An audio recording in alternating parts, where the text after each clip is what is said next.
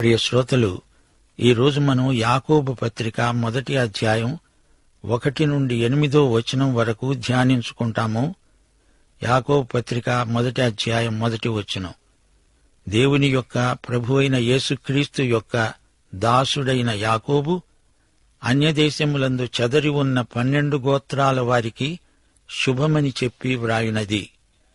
యాకోబు శరీరరీతిగా యేసు ప్రభువుకు తమ్ముడు గాని శారీరక బాంధవ్యాన్ని అతడు పేర్కొనడం లేదు. నేను ప్రభువైన యేసుక్రీస్తు దాసుణ్ణి అంటున్నాడు. నేను దేవుని దాసుణ్ణి అంటూ తనను తాను పరిచయం చేసుకుంటున్నాడు. తాను యేసుక్రీస్తు యొక్క దాసుడు, సేవకుడు, బానిస. యూదా బెన్యమీను గోత్రాలు కాదు, మొత్తం 12 గోత్రాల వారు అన్యదేశాలలో చెదరిపోయి ఉన్నారు. చెదరిపోయిన యూదులకు, ఇశ్రాయేలీయులకు రాసిన ఉత్తరమిది. యూదులు ఒక జాతిగా బబులోను, సిరియా, ఈజిప్టు మొదలైన అన్యదేశాలలోకి చెదరిపోయారు. ఆ తరువాత రోమా సామ్రాజ్యంలో కూడా చెదరిపోయారు. పెంతెకొస్తునాడు ఈ జాతుల నుండి యెరూషలేములో అందరూ సమకూడారు. ఈ ఉత్తరం యూదులను, విశేషించి పాలస్తీనా సరిహద్దులు దాటి ఆయా ప్రదేశాలలో చెదరిపోయి ఉన్న యూదులను ఉద్దేశించి రాయబడింది. నా సహోదరులారా, మీ విశ్వాసమునకు కలిగే పరీక్ష ఓర్పును పుట్టిస్తుందని ఎరిగి మీరు నానా విధములైన శోధనల్లో పడునప్పుడు అది మహానందమని ఎంచుకొనండి. మీరు సంపూర్ణులు, అనూనాంగులు, ఏ విషయములోనైనా కొదువలేని వారు అయి ఉండునట్లు ఓర్పు తన క్రియను కొనసాగనివ్వండి. నా సహోదరులారా అని సంబోధిస్తున్నాడు. ఈ పత్రికలో సహోదరులారా అని తన వారిని 15 సార్లు పిలిచాడు రచయిత. మహానందం అనుభవించండి. శోధనలు నానా విధాలు, వాటిలో ఆనందించండి. ఈ శోధనలు బాహిరమైనవి. మీరు శోధనల మధ్య ఉన్నప్పుడు కంగారు పడకండి, అది మీకు మహానందం. ఒక మనుష్యుడు యెరూషలేము నుండి యెరికోకు వెడుతూ దొంగల చేతిలో చిక్కినట్లు మీరు నానావిధ శోధనల మధ్య చిక్కుబడి ఉన్నారా? అది మహానందం. ఇది విశ్వాస పరీక్ష. దానివల్ల మీకు ఓర్పు అలవడుతుంది. పరీక్షల వల్ల మనం దీర్ఘశాంతం నేర్చుకోవాలని దేవుని ఉద్దేశ్యం. ఈ ఓర్పు తన క్రియను కొనసాగించనీయండి. ఈ ప్రక్రియకు అడ్డు తగలకండి. మీరు ఈ విధంగా సంపూర్ణులవుతారు, సంపూర్ణత దిశలో సాగిపోతారు. మీరు సంపూర్ణతకు ఎదుగుతారు. పసిపిల్లలు ఎదుగుతూ ఉండాలి గదా. అనూనాంగులవుతారు. అన్ని అవయవాలలో సమానమైన ఎదుగుదల ఉంటుంది. ఎదుగు బొదుగు లేకుండా ఉండకూడదు. మీరు ఏ విషయములోనూ కొదువలేని వారై ఉండాలంటే ఓర్పును ఆర్పకండి. ఓర్పులో నిట్టూర్పులు విడువకండి. అది మహానందమని ఎంచుకొనండి. 5 మీలో ఎవనికైనా జ్ఞానము కొదువగా ఉన్న ఎడల అతడు దేవుణ్ణి అడగాలి, అప్పుడది అతనికి అనుగ్రహించబడుతుంది. ఆయన ఎవరినీ గద్దింపక అందరికీ ధారాళముగా దయచేసేవాడు. సంపూర్ణత రావాలంటే జ్ఞానం ఉండాలి. ఇది దేవుడిచ్చే జ్ఞానం. దేవుణ్ణి అడిగితే జ్ఞానం దొరుకుతుంది. ఆయన ఇస్తాడు. మత్తయి సువార్త 7వ అధ్యాయం 7వ అడగండి, మీకు దొరుకుతుంది. దేవుడిస్తాడు. దేవుడు మహాదాత. దేవుడు ఇచ్చేవాడు. ఇవ్వటం దైవలక్షణం. మనుషులు అప్పుడప్పుడు విసుగుతో, కోపంతో ఇస్తారు, తిడుతూ పెడతారు. దేవుడు అలా కాదు. ఆయన ఎవరినీ గద్దింపక ధారాళముగా దయచేస్తాడు. దేవుడు ఇచ్చేటప్పుడు గద్దించడు, బిగబట్టడు. దేవుడు పిసినిగొట్టు కాడు. ఇష్టం లేకపోయినా ఒత్తిడిని బట్టి ఇవ్వటం కాదు, ధారాళంగా ఇస్తాడు. ఆయన విశ్వదాత. శుద్ధ మనస్సుతో మనం పంచిపెట్టాలి. ఆయన ఇచ్చినట్లే మనము ఇవ్వడం నేర్చుకోవాలి. మనం దేవుణ్ణి ఎలా అడగాలి? ఏమాత్రమూ సందేహించక విశ్వాసముతో అడగాలి. సందేహించేవాడు గాలిచేత రేపబడి ఎగిరిపడే సముద్ర తరంగాన్ని పోలి ఉంటాడు. అట్టి మనుష్యుడు ద్విమనస్కుడై తన సమస్త మార్గములందు అస్థిరుడు గనుక ప్రభువు వలన తనకేమైనా దొరుకుతుందని తలంచుకొనరాదు. ద్విమనస్కుడు, అస్థిరుడు, దేవుని నుండి ఎట్టి ఆశీర్వాదము పొందజాలడు. శ్రోతలు వింటున్నారా? యాకోబు పత్రికలో సిద్ధాంతాలు లేవు. విశ్వాసులకు నైతిక సూత్రాలు ప్రబోధించబడ్డాయి. విశ్వాసమంటే ఏమిటో, ఎలాంటిదో విపులంగా చర్చించబడింది. విశ్వాసానికి ఫలితమైన క్రియలను గురించి యాకోబు మాట్లాడుతున్నాడు. మొదటి 3 అధ్యాయాలలో అసలైన సిసలైన విశ్వాసమంటే ఏమిటో పరిశీలనాత్మకంగా మనకు ప్రబోధం చేస్తున్నాడు. యేసు ప్రభు, మరియా, యోసేపు ఇంకా ఆయన సోదరీ సోదరులు కలిసి కుటుంబంగా జీవించారు. ఆయన సహోదరులు కూడా మొదట్లో ఆయన యందు విశ్వాసముంచలేదు. అయితే యాకోబు యేసుక్రీస్తు యొక్క దాసుడయ్యాడు. ప్రభు అయిన యేసుక్రీస్తుకు దాసుణ్ణి అన్నాడంటే అతని అంకిత భావం గుర్తించదగింది. యేసు ఆయన మానవ నామధేయం. ఆయన క్రీస్తు, మెస్సీయా, అభిషిక్తుడు, ఆయన రక్షకుడు, మన కోసం ప్రాణం పెట్టినవాడు, రక్తం కార్చినవాడు. ఆయన తన ప్రజలను పాపముల నుండి రక్షించే యేసు. ఆదిమ సంఘంలో ప్రథమ విశ్వాసులు 100కి 100 యూదులే. ఆ తరువాత క్రైస్తవ విశ్వాసం అన్య ప్రాంతాలలోకి ప్రసరించింది.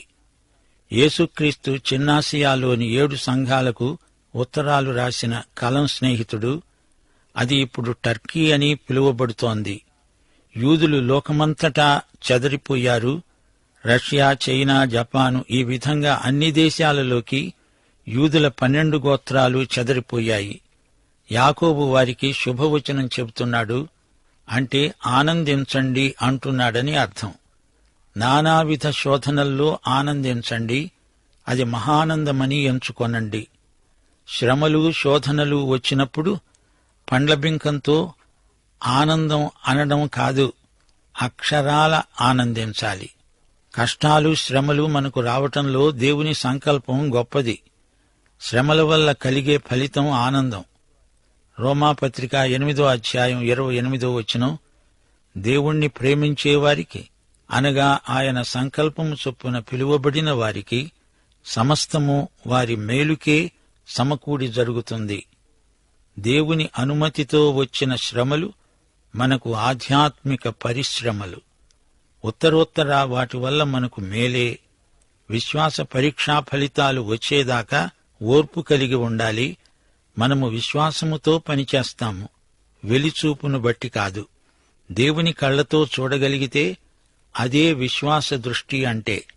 విశ్వాస పరీక్షల వల్ల ఒక వస్తువును తయారు చేసినప్పుడు అది పనిచేస్తుందో లేదో అధికారులు పరీక్షిస్తారు. అప్పుడు దానిని విడుదల చేస్తారు. బంగారాన్ని, వెండిని పుటం పెట్టి పరీక్షిస్తారు. ఒక గుంజను పాతినప్పుడు అది నిలుస్తుందో లేదో తెలుసుకునేందుకు దాన్ని బాగా అటూ ఇటూ ఊపుతాము. విశ్వాస పరీక్ష దేవుని ప్రయోగశాలలో రసాయనిక పరిశోధన. ఈ పరీక్షలకు తట్టుకుని నిలిచిన వారికి ఓర్పు, దీర్ఘశాంతం, సహనం. విశ్వాసి అనూనాంగుడై ఎదుగుతాడు. దీర్ఘశాంతమనేది పరిశుద్ధాత్మ ఫలం. శ్రమ ద్వారా, పరీక్షల ద్వారా పరిశుద్ధాత్మ మనలో ఓర్పును కలిగిస్తాడు. ఇది స్వయం కృషి వల్ల రాదు. ఓర్పు నీలో కొనసాగుతుంటే నీలో క్రమేణా పరిపూర్ణత కలుగుతూ ఉంటుంది. కొందరిలో ఎదుగుదల బొత్తిగా కనిపించటం లేదు. వారు బాల్య చాపల్యంతో వ్యవహరించటం కాపరికి తలనొప్పి.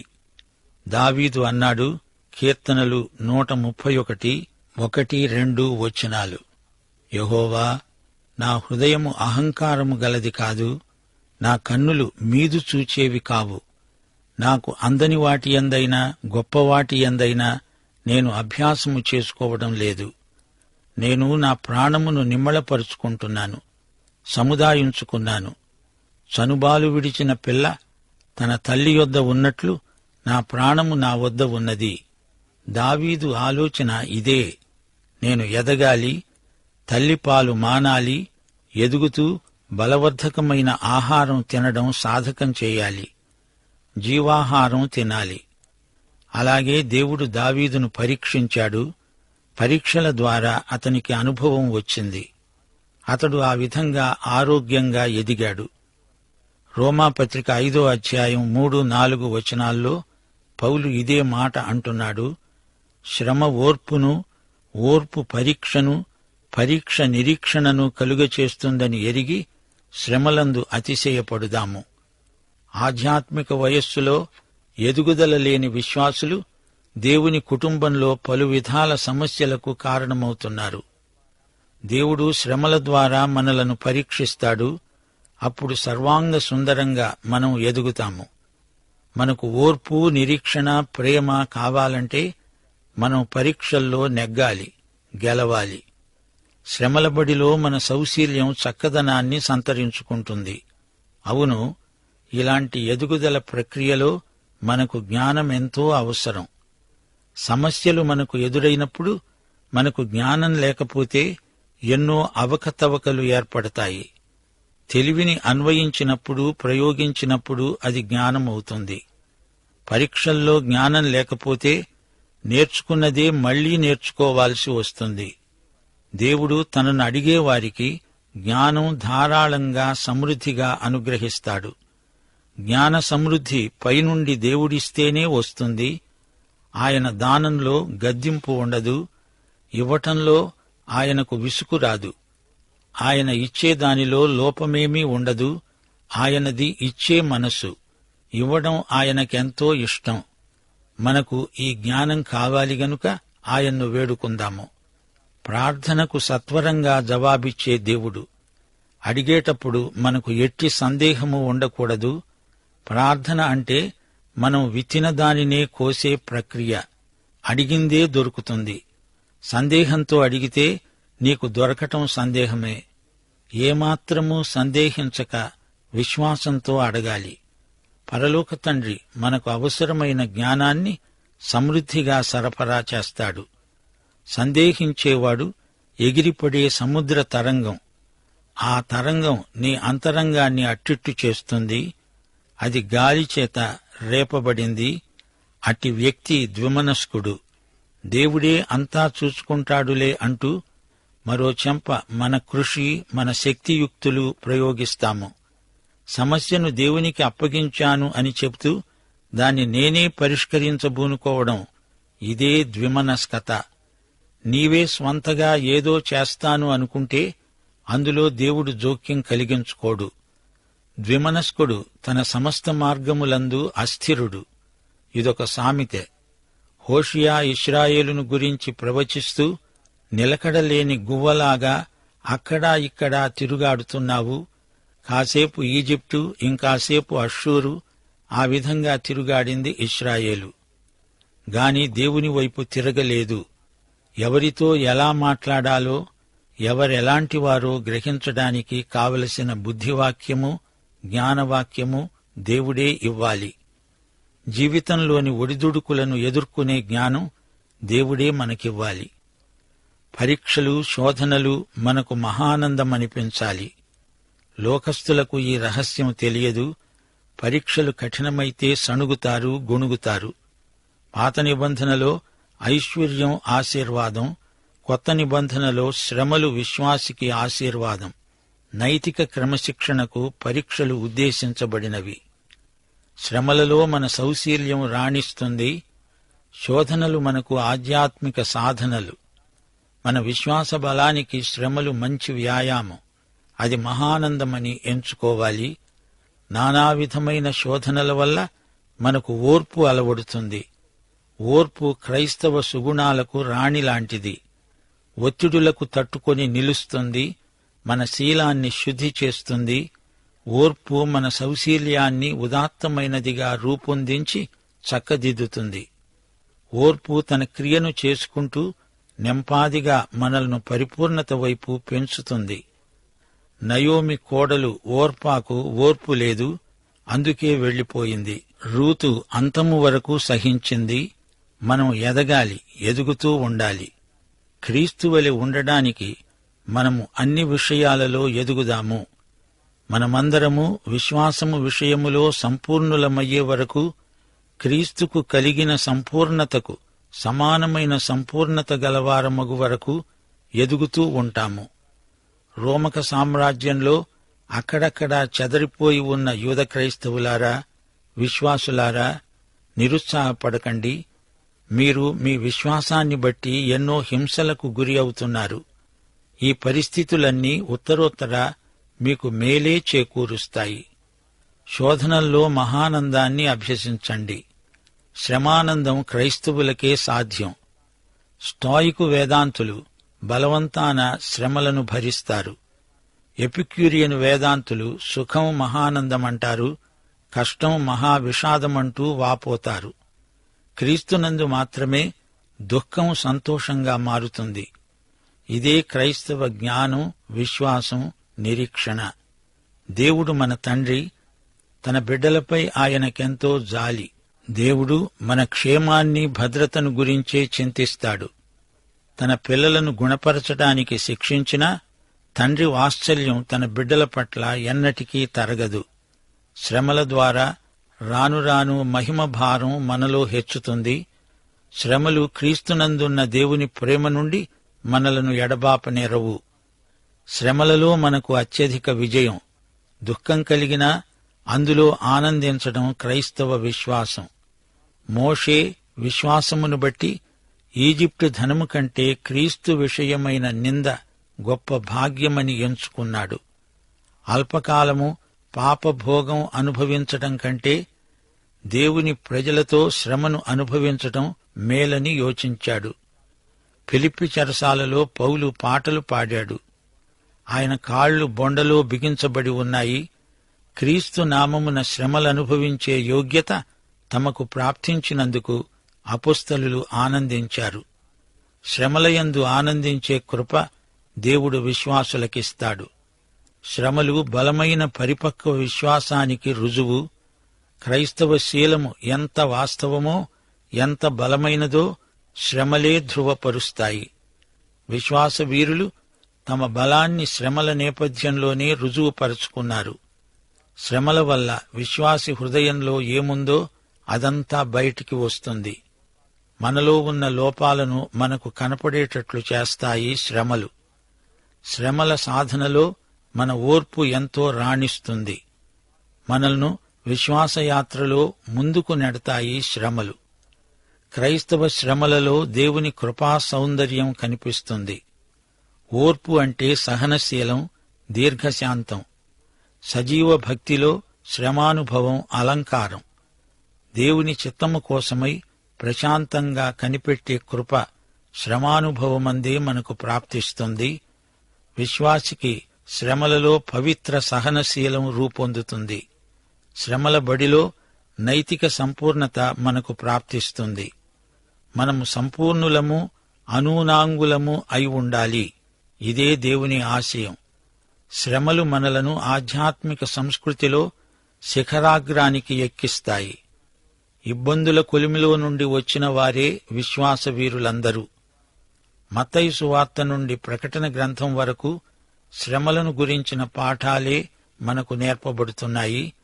శ్రమల నిచ్చెనలో ఒక్కొక్క మెట్టు ఎక్కుతూ ప్రభువు దగ్గరికి పైకి పైకి వెడతాము. సిలువను మోస్తూ దేవుని చిత్తానికి సంపూర్ణంగా లోబడడమే మన కర్తవ్యం. ఆధ్యాత్మిక సంపూర్ణతకు చేరుకునేవారు శ్రమల బడిలో, పరీక్షలో నిష్ణాతులవ్వాలి, కృతార్థులవ్వాలి. జ్ఞానము గల విశ్వాసులే శ్రమల బడికి తగిన అభ్యర్థులు. జ్ఞానము లేకుండా శ్రమలనుభవించడం విషాదకరం. ఇదే మాట 1 పేతురు 1:6 చెప్పబడింది. మీరు మిక్కిలి ఆనందిస్తున్నారు గాని అవసరమును బట్టి నానావిధములైన శోధనల చేత ప్రస్తుతమున కొంచెము కాలము మీకు దుఃఖము కలుగుతున్నది. అయినా మీరు చెప్పనశక్యము మహిమాయుక్తమునైన సంతోషము గలవారై ఆనందిస్తున్నారు. ఇంతకు జ్ఞానమంటే ఏమిటి? తెలివి ఉండవచ్చు, దానిని నిర్మాణాత్మకంగా ప్రయోగించటమే జ్ఞానం. జ్ఞానం నీ జీవితాన్ని ఆకర్షణీయంగా అలంకరిస్తుంది. సరైన గమ్యము, సరైన పద్ధతులు గలవాడే జ్ఞాని. సరైన సమయంలో సరైన పని చెయ్యగలగడమే జ్ఞానం. దైవభక్తినే జ్ఞానమని చెబుతారు. సువార్త సత్యాన్ని నమ్మి ఆ ప్రకారం చేయడమే భక్తి. క్రైస్తవ జ్ఞాని గమ్యం దేవుని మహిమ, అతని క్రియలు, అలవాట్లు దేవుని మహిమార్థమైన సాక్ష్యములుగా రూపొందితే అతడే జ్ఞాని. శ్రమల మధ్య మనకు సమయోచితమైన జ్ఞానం కావాలి. దేవుణ్ణి అడగాలి, దేవుని నుండి పొందాలి. శ్రమల పవనాలు బలంగా వీచినా, హింసల తుఫానులు ఉధృతంగా చెలరేగినా విశ్వాసి సురక్షితంగా తీరం చేరుకుంటాడు. మనకు కావలసిన జ్ఞానము సమృద్ధిగా ధారాళంగా మనకిచ్చే దేవుడున్నాడు. దాతయైన దేవుడు, ప్రేమించే దేవుడు, సజీవుడైన దేవుడు. ఆయన జ్ఞాననిధి, జ్ఞానానికి మూలం. అడిగిన వారికి ధారాళంగా జ్ఞానదానం చేసే దేవుడు. విశ్వాసి హృదయంలో నివసించడానికి దేవుడు మనకు పరిశుద్ధాత్మనిచ్చాడు. పరిశుద్ధాత్మ జ్ఞానాత్మ. మనకు మంచి ఈవులనిచ్చే దేవుడే మనకు కావలసిన జ్ఞానమును కూడా ప్రసాదిస్తున్నాడు. వనరులన్నీ దేవుని యందే ఉన్నాయి. వాటిని ఎడతెగకుండా మన కోసమై ఆయన విడుదల చేస్తున్నాడు. ఆయన తన బిడ్డలకు కృపాబాహుళ్యం అనుగ్రహిస్తాడు. తన సొంత కుమారుణ్ణి అనుగ్రహించడానికి వెనుకతీయక మన అందరి కొరకు ఆయనను అప్పగించినవాడు ఆయనతో పాటు సమస్తమును మనకు ఎందుకు అనుగ్రహించడు? ఆయన శ్రమల కాలంలో తప్పక మనకు జ్ఞానం అనుగ్రహిస్తాడు. పరిశుద్ధమైన సహనముతో పాటు ఆధ్యాత్మిక ఆనందం కూడా మనం అనుభవిస్తాము. గద్దించక మనకు ధారాళంగా దేవుడు దయచేస్తాడు. సమృద్ధిగా మనకు ఇచ్చే దేవుని శీలం అలాంటిది. ఆయన దానశీలం ఎంతో ఉన్నతమైనది. అడిగితే చాలు, ఇస్తాడు.